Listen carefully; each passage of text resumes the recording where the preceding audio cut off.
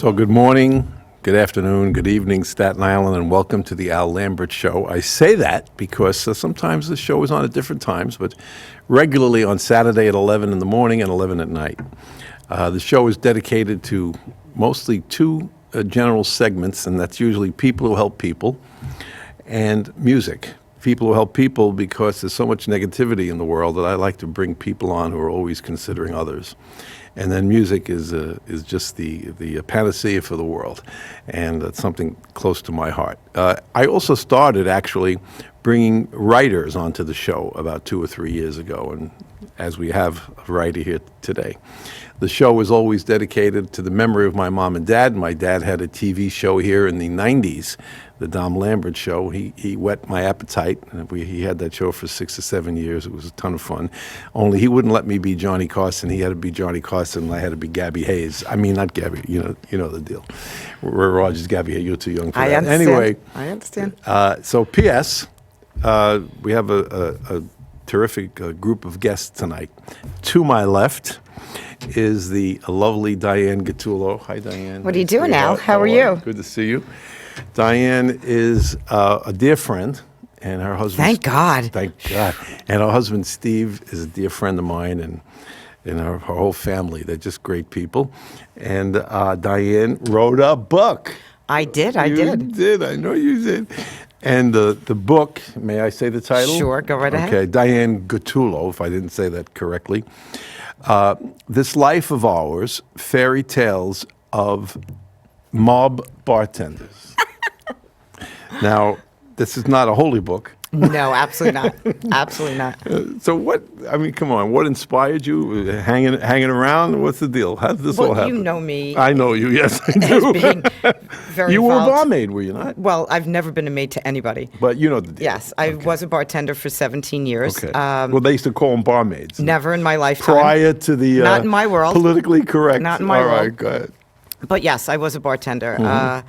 I was a bartender in high school.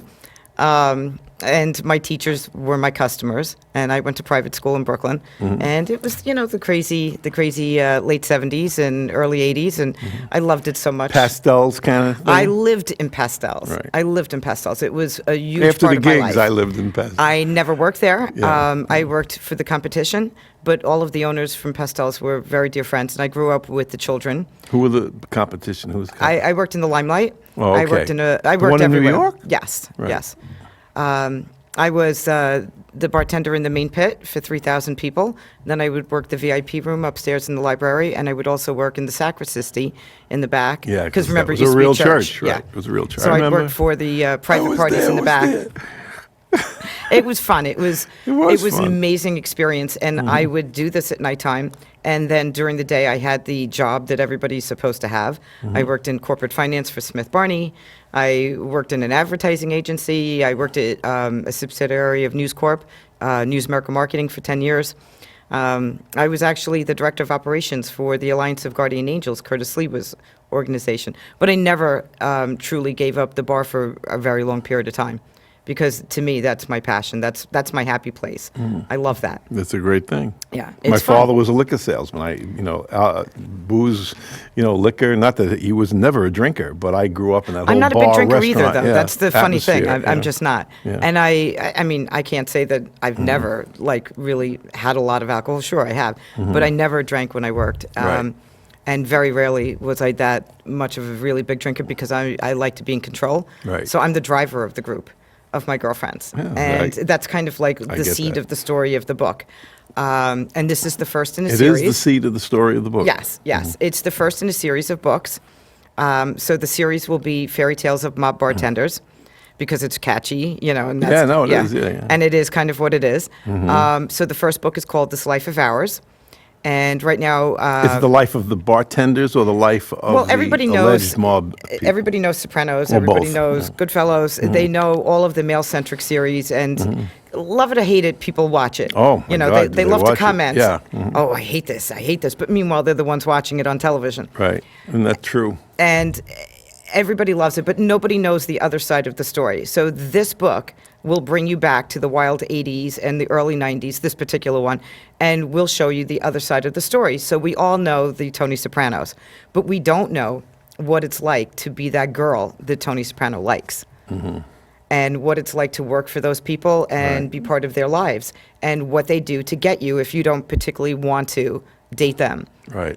And So it gets to the nitty-gritty. it gets to the nitty-gritty, yes. So this book is about a very short period of time that was very, very crazy in the late 80s. And anybody who waited online outside of Pastels for 4 to 5 hours and had to pay to get in, and watched the cars pull up with the girls who would throw the keys to the valet guys, stop to kiss the bouncers, never Right. paid, waltzed right in, and the whole place would erupt into, whatever was playing would be like, screeched right off. Right. Our music would come on, and bottles would be popping, and in a matter of, I got to say, 15 minutes, mayhem and chaos would erupt, and we would have baskets of roses and bottles of champagne backed up, and the owners Those loved were the us. days, my friend. Yeah, the owners loved us because we really didn't drink what they bought for us. Right, And everybody of wanted course. to spend. The idea of, let me palm the bartender money so I could get free drinks did not exist in our world.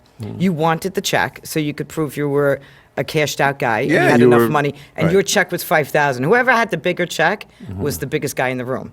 Right. And so they would love to send us, and we all drank Rosé Cristal at $2.50 a bottle, and we'd have 12, 13 bottles backed up, and we never really drank them, but we'd toast them, and we'd get baskets of roses, and we would be in the VIP section, and all those poor people outside who barely got in right before, closing, would scream online, why do they get in? Well, because you're not me, or you're not us, and... Right. Well, why do celebrities get what they get? And it was a strange thing. But it's so- an image thing, and it builds It up is, the it joint, is. and people want to talk about it. Well, we would hop, and we would go out based on certain nights you were at certain clubs, and based on who was behind the bar or who was in the booth, because it was so important. The music was everything for us. Of course. And you would go and follow the DJs because you would work with them. Right. So if I worked in a place and we got out early, my God, if it was a Monday night, I was running to the China Club, or I'd be bouncing all around. And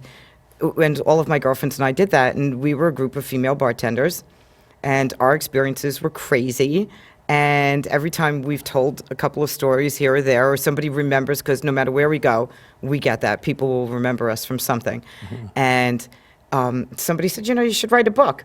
And at the time, when someone said, you should write a book, my girlfriend, Angela, Right. went on Mob Wives, never thinking that it would blow up to the way it to got. the way it did. Right. And it was a great platform for her. Hate or like the show, whatever. It was a great platform for her, and she was able to financially succeed and reach the level she always wanted. They say you couldn't write that. In other words, the bottom line was, okay, if you tried to prepare that show with actors and writing all, it Right, would never be as right. good as it was because it was and the natural I- thing. I have to say- I get the detractors and the, Up until Angela hit on Mob Wives, really no one in Staten Island knew that other side of my life because they've always known me as Steve's wife. Right. And being the president of a board for a not-for-profit and, Right. and all that Right, stuff. I They remember. never saw that side to me. So when she hit, all of a sudden I started getting, I actually got hate mail from people saying, how could you, support or be involved?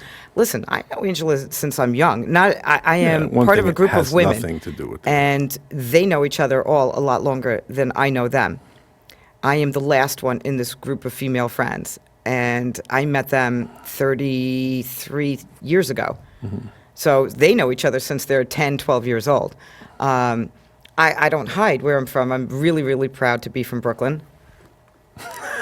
And I'm really proud of my old school habits and things like that. And right. There's nothing and wrong I with brought that. it to the table and I put it in a book. Right. And it's really being very well received. It's on Amazon. It's an ebook.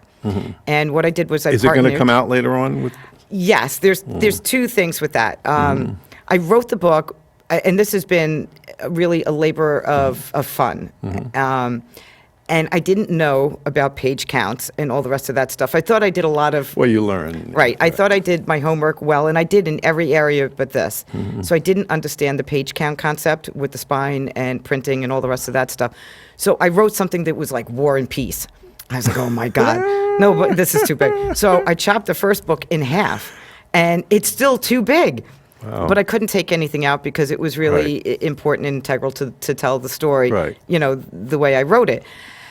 So now I'm faced with, oh gosh, I have to go to an independent printer to do this. And I could have done it in the summertime, but then my hair would look terrible and all the rest of that. Because the book launch, you have to have the party. Right. And I'm not going to be like this big sweaty mess with gross hair. Because Absolutely. anybody who knows me knows like it's a big thing about the hair. Right, okay. So I said, I'm going to push off the print job until the fall when I look my best. Because I have to go into hiding once it's summertime. I look crappy. And I'll do the book launch then. So I'll do the print and then do the book launch party then. Right. But I partnered with a charity, and it's called pinktie.org. And it's a group of working professionals. And they pool their resources and money to help local organizations and different people in need, and also for cancer research. And so $1 of my book will go to pinktie.org in memory of my girlfriend Angela. That's a terrific idea. Where are they located? Pink Tie is a Long Island-based organization that I got to know really, really well, working, doing the talent booking for a radio show on the weekends that I don't want to say what it is because I'm on your show. No, we don't care. I do the talent booking for Joey Reynolds. Right, he used to- Yes, yeah, yeah. I know. On his show, which is on Sunday nights. Right. So pinktie.org is involved with his show. So working with them every week, it just seemed like I was falling more and more in love with their mission and how they raise their money and how they distribute it.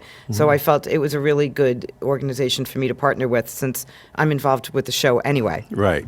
So it would be a hand in glove type of Well, it's experience. great. Fits right in with our deal here. Yes, I love absolutely. people who help people. I did that for Father Capodanno. You know, help like- everybody, Al. I Who's going try. to interview you? Yeah, I want well, to come back on. I some want of- to sit there and ask you some Some a day, questions. like my uncle used to say. I want to ask you some questions. I'm going to ask Some a you, day. when are you going to write a book, Al? They've asked me that. All the rest of that. They've asked me that. But like you have a million memories. Oh, please. And so there are times when I think about that. But you probably are a good writer, and you probably are good at it. But for me to sit down and It all I starts with a can't. chapter. Yeah, I That's guess it. And so. you put a bunch of chapters together. Yeah, and then you glue it together, and I think it's my a book, favorite part of this particular piece was describing what it was like working in the limelight. Now, it's a fictional book, so not every scenario is attributed to a particular person. Experience, right? I get it. So you take the general flavor of the time and the experience, and you put it together, and you create the fictional characters.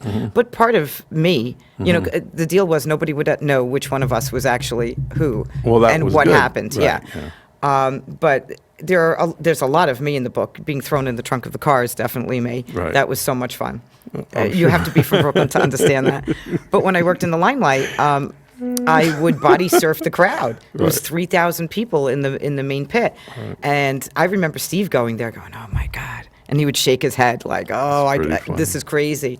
But I would body surf the crowd because if you were not lucky enough to have a reserved spot at the bar, because I micromanaged how my night went. It's a show, Right, and sure. everyone has to have a good time. Right. So I kept all of my street, my street guys over here, and all my hedge fund guys here, and single people here, and Right. married people here. Right. So the singles could all meet up, and the married people didn't have to worry. It's an art. It was just It's an great. art. It's just So if like you were any other 10 business. rows back, and you could not get a drink, and the waitresses, struggled at best, I would body surf the crowd and give them their drinks on a tray. I would jump up on the bar, throw myself back, and they would carry me, and all the boys would glitter bomb me. And I would come back looking like a complete lunatic. And that was the days of hogs and worked. heifers. And we would jump up on the bar at certain songs, and we would sing and dance, and I would take the soda gun and spray the whole crowd, or somebody would buy a bottle for me to wet down the bar, or I'd run up to the DJ booth. I mean, it was just insane. We Right. had They were the great best times. though. They Yes. were great times.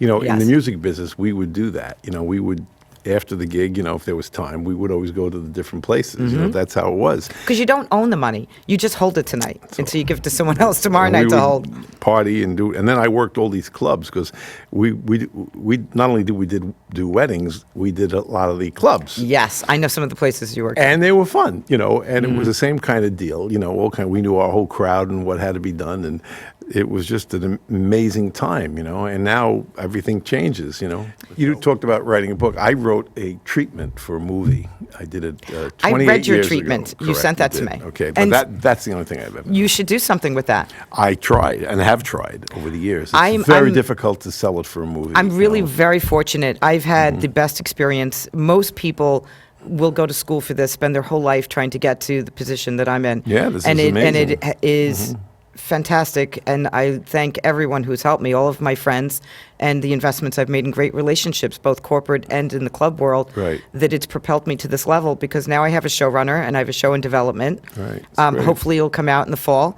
Beautiful. And You're doing what you love. The book is going to be adapted for a show, and it's going to be a lot of fun. Wow, that could be really. Yeah, I don't know how I'll actually fit my own show in, because I'm Yeah. so addicted to so many shows. I watched this new show last night, and that's it. Like, I'm hooked. What show is The it? Deuce. Oh, I Oh know. my God, on HBO. Oh, is Forget it it. really? Yeah. Between Sinners, The Deuce, and working and writing, I don't know how I'm going to handle There's only one I watching my like. own show. I don't watch. And your show? Come Yeah. on now. There's a show, I can't think of the guy's name. He's terrific.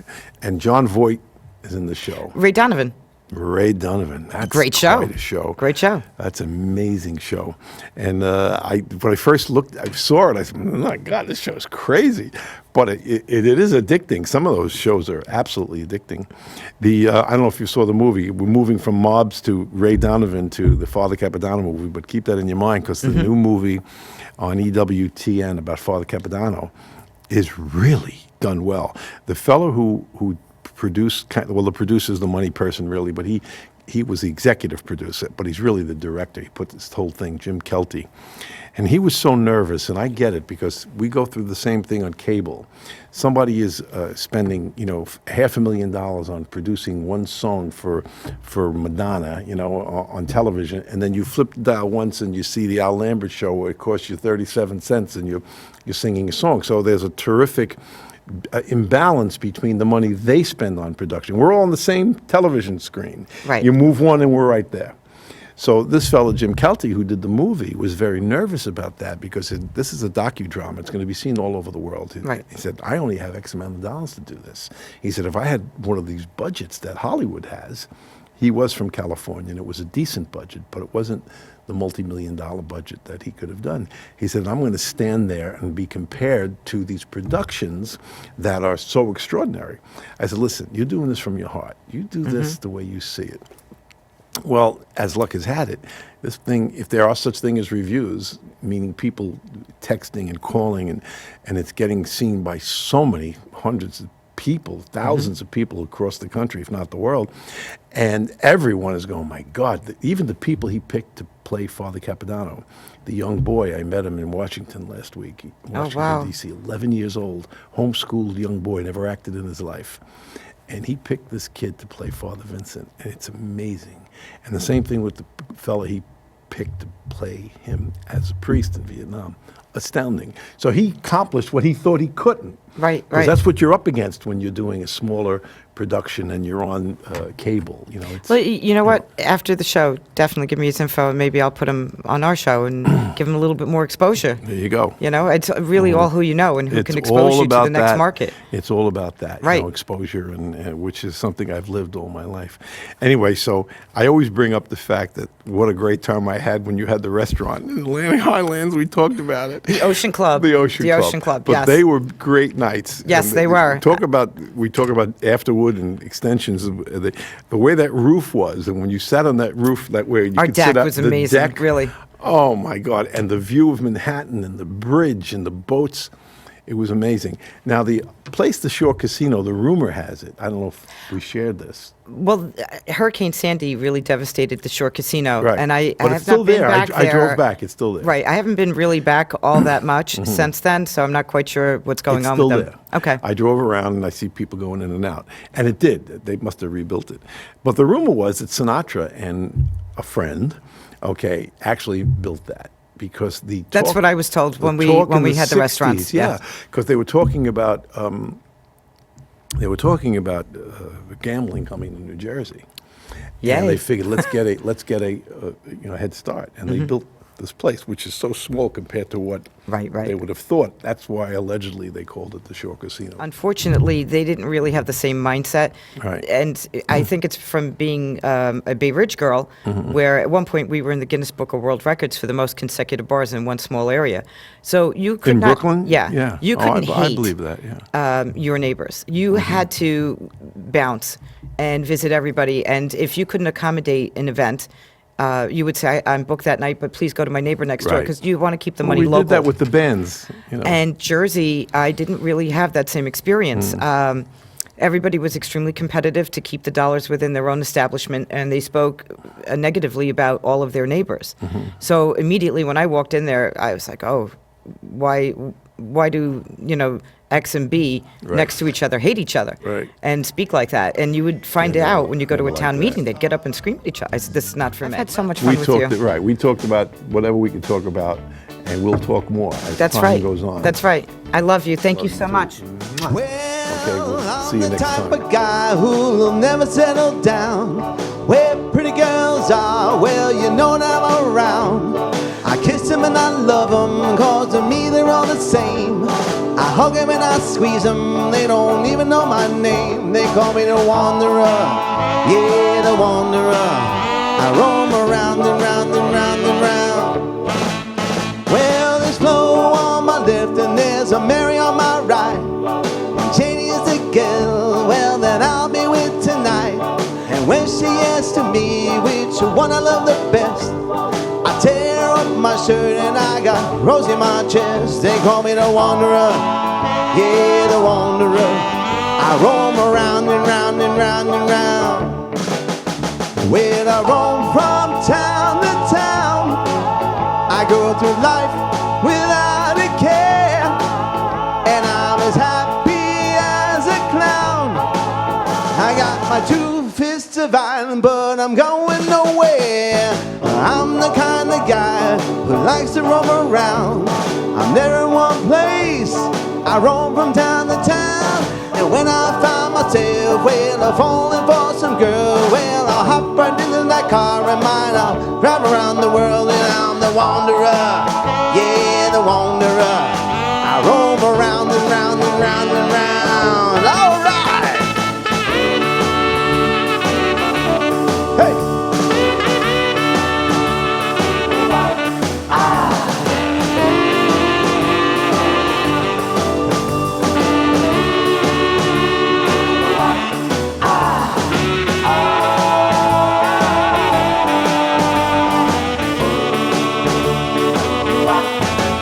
Well, I'm the type of guy who likes to roam around. I'm there in one place, I roam from town to town. And when I find myself, well, I'm falling for some girl, hey, I'll hop right into that car of mine. I'll drive around the world, you know I'm the wanderer, yeah, the wanderer. I roam around and round and round and round. Well, I'm the wanderer, yeah, the wanderer. I roam around and round and round and round. And I'm the wanderer, yeah, the wanderer. I roam around. Thank you very much. Thank you so much. So my next guest, his stage name is Frank James, just like Dean Martin had a different name, and his real name is Frank Schimenti, but we're going to use Frank James for today. Hey, Frank. Thank you so much for having me on. I Oh, appreciate it's a pleasure. Singer extraordinaire, entertainer. Thank you. Yeah, big name here. You're doing a lot of work. So talk to me. What are you doing? What's going on? I've been singing professionally about 10 years. It's actually funny because I was on CTV about 10 years ago for the Wow. first time in an Elvis Halloween costume with black boots. You still do Elvis, though, I right? do Elvis. Right. I do Halloween Elvis costume. Yeah, it was like a it was like an expensive Halloween costume Okay, with black boots. I mean, if you watch the video, it's pretty funny. But it's evolved since then. I have 2 jumpsuits that I use, and I do the Elvis show. I do a lot of different things. I love doing Frank Sinatra, Bobby Darin, the Beatles. I try to do different things because I always find the audience members have a very eclectic taste in music, so I Sure. try to do something for everybody. It's true. Yeah. Well, I always did that. I always felt that was the way to go. Right. Yet sometimes they require rock, so I'll do rock all night if that's what they want. Exactly. We always say in the music business, as long as the check clears, you get anything you want. That's how it Absolutely. works. But there are a lot of entertainers, such as yourself, or bands like mine, that can't do that. They're kind of only in one bag, and they don't have that ability. But coming out of the wedding business, we were trained to do that. You had to play ethnic music, you had to play rock and roll, you had to play this, you had to play that. It was a training Right, session, right. And you always work with tracks, or you work? Both. I have bands that I work with, some wonderful musicians, very professional. Again, as you know, it depends on the venue. It depends on the budget. Sure, Obviously, I absolutely. prefer, as you probably do, prefer working with live. Yeah, And it's always just do. nothing like it. Right. Do you play?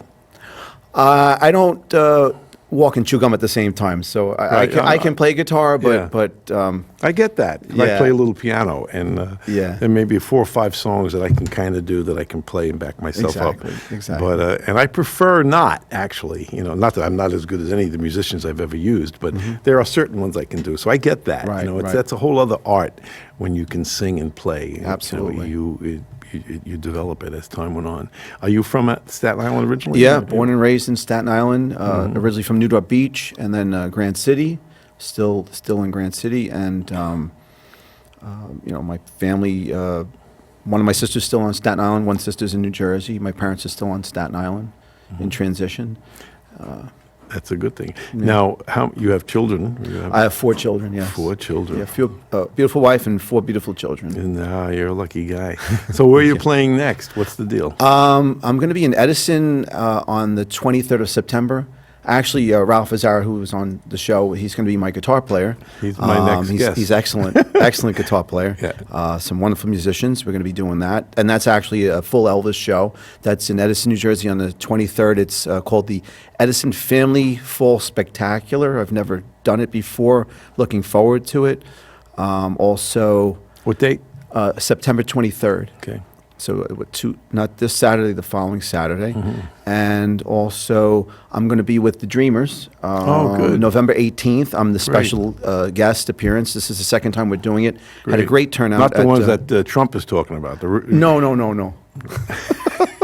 No. If they show up, I don't know. Where is that going to be? That's going to be at Moravian Cemetery that's right. Hall. Yeah, that's correct. Yeah, we Okay. did it there in the spring. Everyone had a great time. And we decided, they decided to do it again, and I'm really happy to be involved with that. Yeah, they're great. That's a Yeah, great bunch of guys. They do a Yeah, great great job. group. They're very well rehearsed. Very well. Yeah, they And really again, they put do the a lot time of in, yeah. different, Do the whole different styles, spectrum a lot of music. styles, yeah. And they can do a show. They can do the dancing thing. They got the whole thing down. You know. I enjoy when I go. I'm dancing when I'm Yes, not performing, and I'm me there. I'm too. dancing along too. Yeah, I used to love that moment when, if I was working with the band and if my wife was there or something, I could get off and Get a dance chance, a little. yeah. If they were doing something, Exactly. those moments were not always, but I would always take advantage of that. Did you ever do any duet stuff? Do you have any stuff that you do as duets, or it's always a single? No, not really. Yeah. Tina Turner, if you're there, Celine. Give Frank a call. Yes, will give me you? a call. Because I was listening to. Oh, actually, Go well, ahead. sort of. I sort of did a duet almost with Barbara Harris, but it was My Girl, so they were singing with me. So it wasn't so much a duet, but that's as close I think as I've gotten to a duet. Right. Yeah. I was listening to the Johnny Mathis, the song "Too Much, Too Little, It Ain't Too Ever," and I can't think of the girl that sang with him. She was, and I never. a great song. Yeah, it is. I a never great song. truly paid attention. I know she's a big name, and I can't think of it. Lately, I have trouble thinking of my own name. Me too. But I was listening to it the other day in the car. Sometimes you put that radio on, you get in the mood, and you start zeroing in. classic song. What? And her, oh my God, what she did on that tune. Sometimes it's amazing. And I also realized that when Sinatra did those duets, most of the time the people weren't in the room. The one he did, I think, with Streisand, she was in California and he was in New York. Really? And they do it because they just tape it, and Right, whoever is convenient, they put it together. I think there was one that he actually did it in the same room. In the old days, that would never happen. Everybody had to be physically in the spot. Right, right. Anyway, so our time is shooting down. But anything else you want to say about up and coming appearance? You're certainly welcome to say it. And how do people get in touch with you? Oh, they could go on my website, frankjamesentertainment.com. I'm on Facebook as Frank James. Right, okay. Yeah, I mean, I do a lot for minor league baseball, the Somerset Patriots. I do their Beatles night, Elvis night, Great. the Lakewood Blue Claws. I love doing that. And I also did the Italian Heritage Night, sang the Italian national anthem, Oh, that's which was great. interesting. Isn't that great? So do you say Galamad or Calamari? Galamade.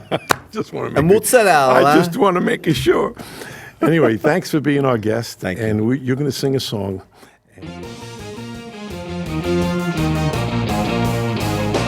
When you were a little girl, you had a rag doll, the only doll you've ever owned. And you loved me just the way you love that rag doll.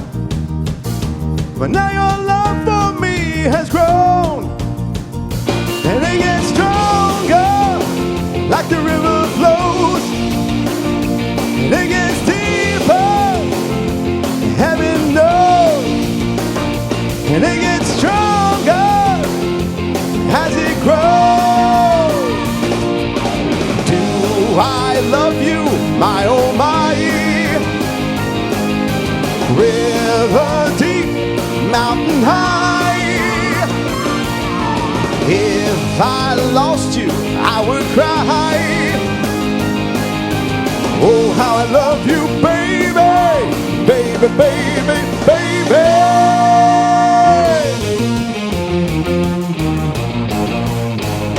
When you were a young girl, did you have a puppy? No, I'll never let you down. And it gets stronger like the river flows, and it gets deeper, heaven knows, and it gets stronger as it grows. Do I love you, my oh my? River deep, mountain high. If I lost you, I would cry. Oh, how I love you, baby, baby, baby, baby.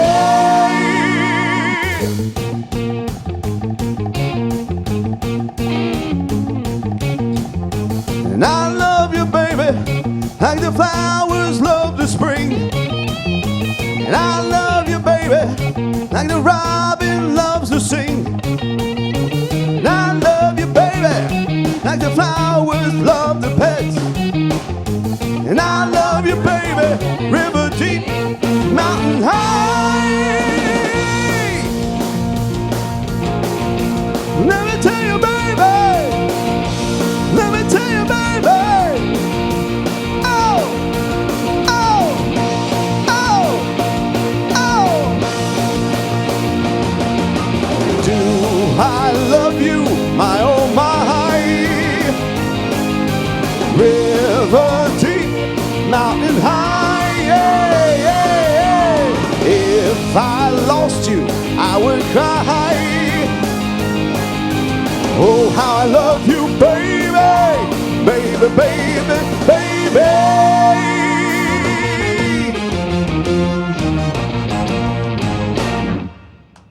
Whew. Thank you. So the guest to my left is none other than Mike Azzara. Al, good to see you. You're like Elvis. You don't need a major introduction. No. Because how many years did you write on for the Staten Island Advance? Good for you. He said it right. Actually, I spent, I was at the Advance for a span of almost 40 years, 30 of which I wrote for the paper. Right. In between, I was doing some other things. You would do, yeah. Well, didn't you do a political? Oh, yeah, I was a Right, political right. reporter for 17 years. Right, right. Yeah. Columnist. Right. Before we get started, I know you're very modest and you're not going to like this, but I just want to congratulate you on your recent show on Father Capodanno, Thank you. your cousin. My cousin. And I think a lot of people learned that Father Capodanno was more than just a street between South Beach and Middle Beach. And it was Absolutely. excellent show. Thank you for that. Excellent show. And I, immediately after the show, I actually text texted, because now the new word, right?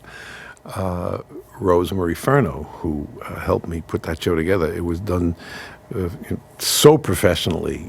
Sometimes people think that CTV is not, top notch. Terrific show. That show could have been on any station in America. The way she did it and handled it was beautiful. She did it from her heart. So thank you, Ro. Appreciate that. Go ahead. No, go ahead. No, I have to plug the other movie for a split second. Yes, If you get a please do. chance, please watch Called and Chosen, which is the new docudrama about Father Capodanno, and it's on EWTN, which is a Catholic channel.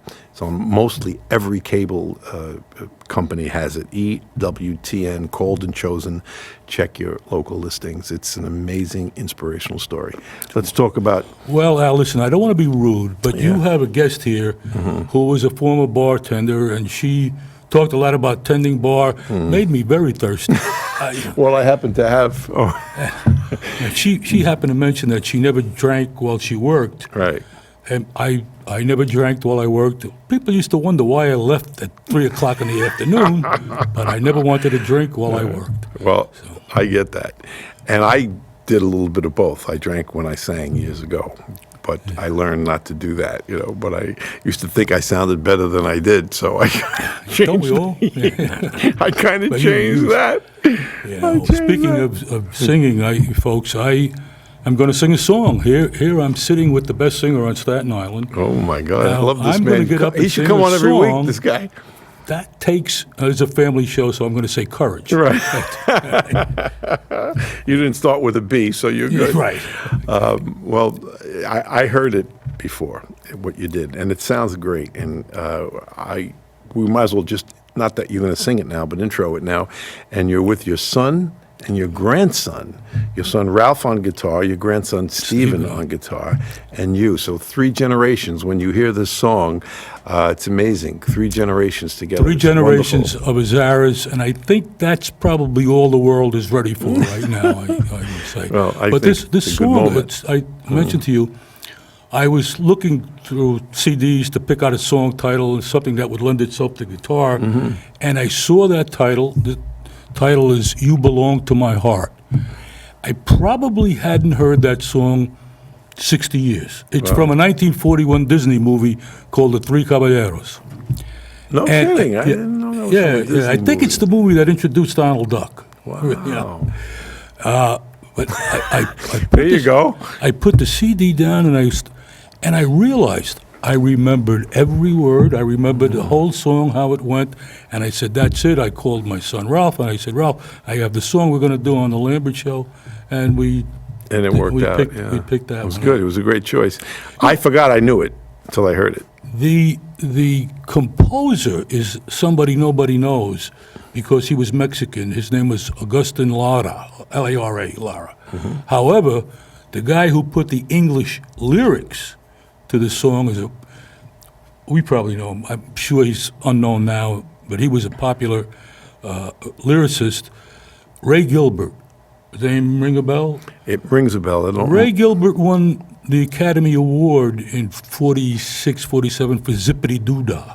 Wow. So, I mean, this guy was, Yeah, he he's was a big time, yeah. big-time lyricist. Well, and it's a gorgeous song. We had 2 people that worked for Frank Sinatra that came from Staten Island. You know that, right? Oh, okay, go ahead. I'm going to. Well, Axel there's Stortl. a connection. There's a connection with Ray Gilbert. So there were 2 people who worked with Frank Sinatra who lived on Staten Island. It was during the Capitol years, right, if I'm pretty sure.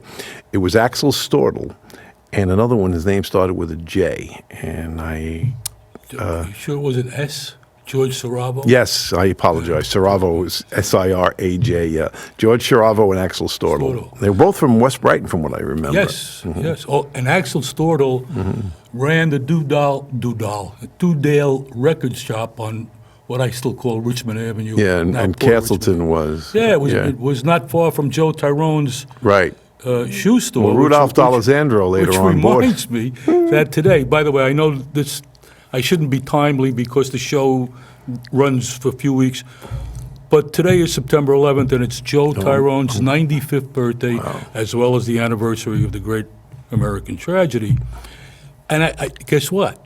There's a connection between Axel Stordahl and Ray Gilbert. Wow. Ray Gilbert wrote the lyrics to 2 Sinatra songs, Day by Day. That's Day why I by said Day, and love I that Should song. Care. I should care. I should. Axel go on. Stordahl Wow. wrote those. I didn't realize wrote that. the melodies Yeah, I for didn't those 2 realize that. songs. Well, my father had a store in 1945, 46 to 1953 on Henderson Avenue and Elm Street. There were 3 stores. Then later on there were 2, because my father sold the building later. Jack Fenari's father and him were partners, Dom and Sal's. And Axel Stordahl used to go in the store. Oh, really? And my father knew George too, and he went to see him about me when I was a kid. It's just it's a little story, a little unknown story. Sinatra would come to Axel's house. In some of the books, there were stories. I understand that he stayed overnight many times. Not many times, but sometimes. Yeah, he did. On He would, Bard Avenue, I think it was. I'm not sure, but he would come, and especially if they were working on something and they had, he needed to speak with him, he would come to West Brighton. I mean, the things that you learn in the music business, and the little things. Jimmy Durante got married on Staten Island. On the corner of Ocean Avenue and McLean Avenue. There you go. It was, I forget, it was later known as the Aracar Inn, but the guy who owned it when Durante got married there was Joe DeGator. And Joe DeGator was related to Durante. They were cousins. Isn't that funny? Uncle of mine was related to Durante. No kidding. Yeah. And Nancy Sinatra has cousins here. Yeah, Family. I heard that. Yeah. And the funny thing is, I was in Radio City one night, and Sinatra was on. And this was probably in the late '80s. He was talking in one of his monologues, and he's talking about New York, and he mentioned the boroughs. Here he mentioned Brooklyn, he meant Manhattan, and so somebody yelled out, Staten Island. So Sinatra goes, Staten Island. He says, when I was a kid, he says, my mother would take me to the rides in South Beach. No kidding. He said, yeah, we would take the Hoboken ferry, go down to South Ferry, get the ferry, and then take the train right to South Beach. Used to be that train on Sand Lane. Yeah. And I was astounded. Yeah, Little things that I never you don't heard know. that before. Yeah. I'll tell you a quick Saravo story. Did you know George at all? No, I didn't. I found an album of his recently. George was good friends with Tom Flanagan, the advanced No cartoonist. kidding, yeah. And Tommy told me this story. How'd you say that? Advanced cartoonist. Good. And George used to go to Schaefer's, which just closed, as you know. Right, yeah, I didn't know that. George used to go to Schaefer's fairly often, I guess. And George hated the idea that rock and roll was taking over from the Great American Songbook. He hated it, right. He goes into Schaefer's one day, an afternoon, I believe, and this guy keeps playing the same rock and roll song on the jukebox. Right. And finally, George couldn't take it anymore. Maybe he had 3 beers, 4 beers. He goes out and pulls the plug from the jukebox. Really? The guy came and punched him right in the head. No kidding. That's funny. Well, Sinatra thought that That's Life was a rock and roll song. Yeah. And that was his attempt into trying to get hip. Then he started doing some of those triplet kind of beats, some of those rock and roll beats that he tried to do on some of the ballads, And you never think that Sinatra would have struggled or would have had to have struggled with that. Even though I know the American Songbook was leaving, it seemed like he stayed strong and was the king of it, but it probably wasn't. It was all about numbers, and they weren't selling anymore. And he was trying to get back. Yeah, I guess as far as records, never thought about that. They probably slipped. Right. And he was like the king of. He was an icon because of his concerts and his nightclub. He started albums. appearances. Sinatra started albums. I Yeah, know. I think the first one was Nice and Easy. Or, I'm not sure, but I don't want to be misquoted. But with those Capitol albums. I think that probably was in the 50s. In the 50s, right? Yeah. Yeah, when you're recording all these songs, Quick story about an album. I used to do all those weddings, sometimes 5 weddings a weekend. I don't know how the hell I ever survived that, but I did. And I figured I did about 1,800 to 2,000 weddings in my life. So I was had a weekend of 5 weddings, and I'm out at the Swan Club in Long Island, 300 people, and I say, the bride and groom have chosen for their first song. I start singing it, and the bride looks at me and she goes, "That's not my song." So I stop. 300 people looking at me. I don't know what to do, so I timidly walk out to the center of the dance floor and I go, "You said the first song on the album." She says, "No, the first song on the other side." Now we're having this conversation, 300 people looking, and I go, "Well, I didn't learn that song." Thank God, she was the coolest thing on earth. She says, "Do the one you know." She knew. Pressure. I went back and did the song I did. I didn't give her a discount, no, because we were too good. Just kidding. But it was a very embarrassing moment. I'm sure there are people out there right now listening to that story and saying, "What does he mean by the other side?" Yeah, I know. That's my point. That's there's no almost more records. There's no more other But side. see, I you know that. Yeah. I like you mentioned social media with one of your other guests, and I am so illiterate when it comes to me. Yeah. Tweet is the sound a bird makes. Tweedledee. Well, Tweet. I have to say, because we got about 2.5 minutes left, that I was the same way about 6, maybe 7 years ago. I couldn't even turn on a computer. I had no interest. And then deciding that I was going to work until I died, like my dad pretty much. He worked till he was 90. I figured if I didn't get into it, I'd be really considered a dinosaur. I may look like a dinosaur, but I don't want to be considered a dinosaur. So I learned it all. And I am really quite glad that I did, because I have about 10 to 12,000 people that I can reach in about 7 minutes, which is why I can do these shows and fill a room here and fill a room there, because I have so many people on the different various sites. So now that I got into it, I'm darn glad I did, because I would be a dinosaur. I wouldn't even be able to be doing the things I'm doing. Well, I do know how to use. You're I better worked at on a it. computer. I know you're when better I- at when I was computers still than I. working. But I just don't bother with Facebook. Yeah, and I Twitter get that. and things I like get that. I Well, have no time. You have no time. Well, that's a good thing. Before we go, everything worked out in Florida, in your home in Florida? Oh yes, this is the day after Irma. Well, Irma's still around, I guess, but right. yeah, I hear from my neighbors that I still have a roof on my house. I have a house in South Florida, and I still have a roof, and probably all 4 walls are still standing. So I'm Right, very so you do relieved. well. I'm Listen, heaving a sigh. Thank of- God.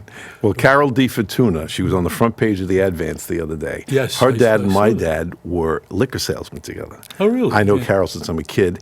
And her and I reconnected about 2 months ago on social media. Really? And we started to laugh because we had so many memories about what our fathers would do, because they were always together. Vinny D. Fortuna and my dad, Dom Lambert, they sold Did Seagrams. Carol ever work at the Advance? She could have. I She kinda- could I'm have. not sure Well, if she- Vinny D. Fortuna Jr., her brother, could have. But anyway, P.S. So she sent me that, and I didn't know it was going to be on the front page. So when I saw it, I immediately Facebook messaged her and said, "Carol, you made the front page." She said, "Wow," because she had moved from Staten Island about 22 years ago. I think I know her. Yeah, it could have. Anyway, it's time for you to sing now. It is. It is time for you to sing. So I'm we're going to gonna- break I'm here. gonna- I can't wait to see you, Ralph, and Steve Thank you, Al. singing. Okay.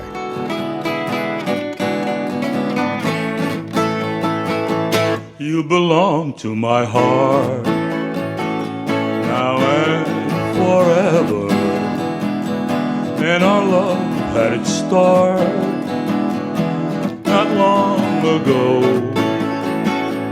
We were gathering stars while a million guitars played our love song. When I said I love you, every beat of my heart said it too. 'Twas a moment like this, do you remember? And your eyes threw a kiss when they met mine. Now we own all the stars, and a million guitars are still playing. Darling, you are the song, and you'll always belong to my heart.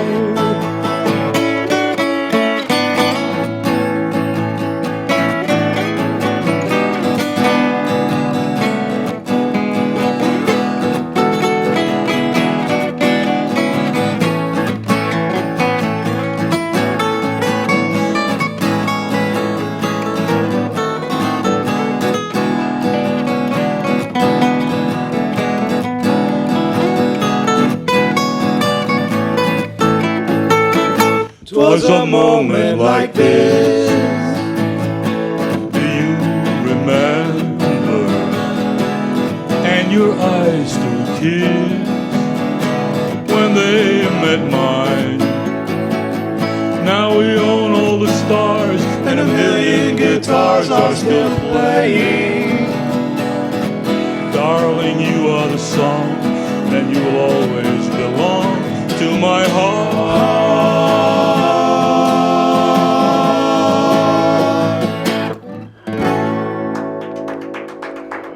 Thank you, music lovers. Thank you for listening again to the Al Lambert Show.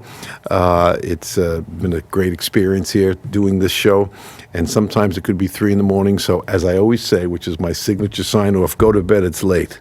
Put those cookies away, and I'll see you the next time. In the wee small hours of the morning, when the whole wide world is fast asleep, you lie awake and you think about the girl, and never ever think of counting sheep. When your lonely heart has learned its lesson, she'd be yours if only she'd call. In the wee small hours of the morning, that's the time I miss her most of all.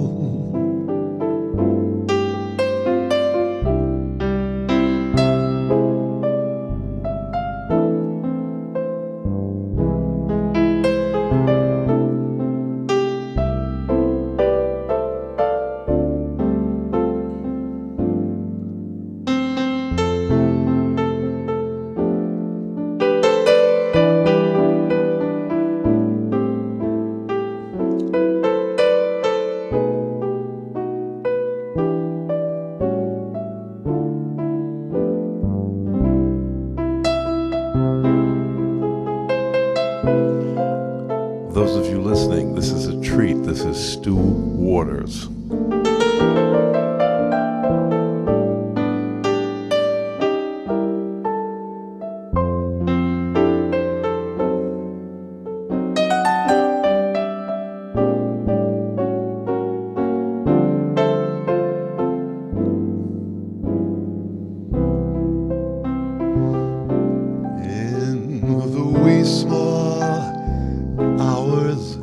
Of the morning, when the whole wide world is fast asleep, you lie awake and you think about the girl, and never ever think of counting sheep. When your lonely heart has learned its lesson, she'd be yours if only she'd call. In the wee small hours of the morning, that's the time I miss her most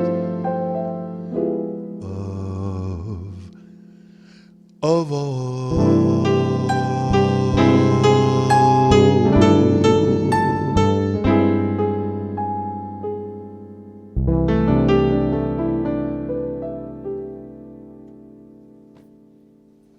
Once again. Beautiful. Come on. West of the moon,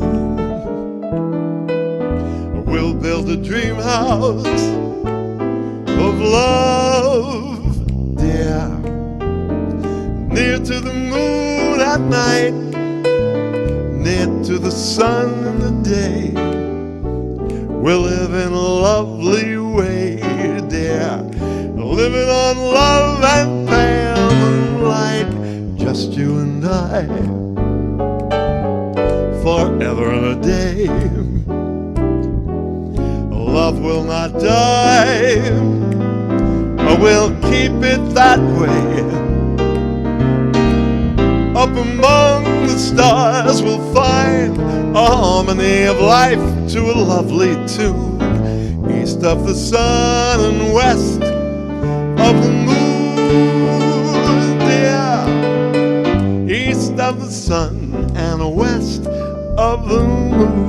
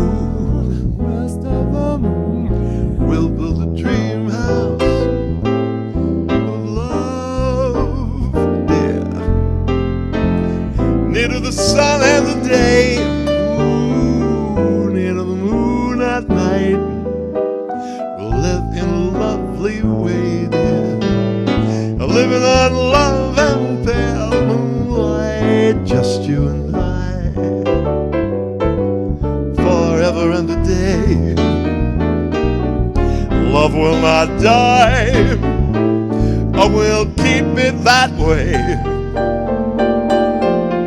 Up among the stars we'll find a harmony of life to a lovely tune. East of the sun and west of the moon, dear. East of the sun and west of the moon. Now Dorsey used to do.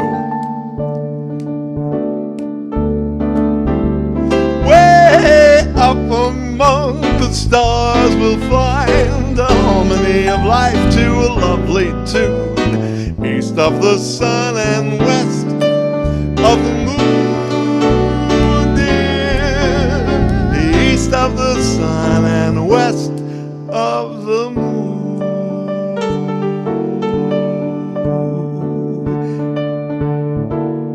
That was a big Tommy Dorsey tune. That's why Sinatra put that on the Dorsey album.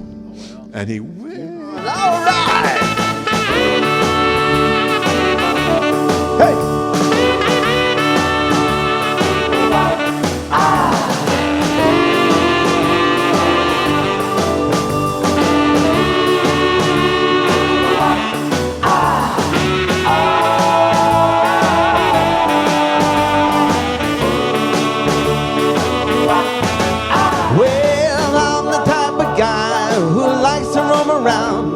I'm there in one place, I roam from town to town. And when I find myself, well, I'm falling for some girl, hey, I'll hop right in that car of mine. I'll drive around the world, you know I'm the wanderer.